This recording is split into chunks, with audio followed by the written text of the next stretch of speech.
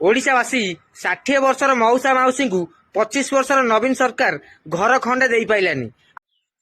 नवीन बाबू आज पर्यंत जहाँ कर ना तो बोपा ओजा 14 पुरुष भी भूली पारे।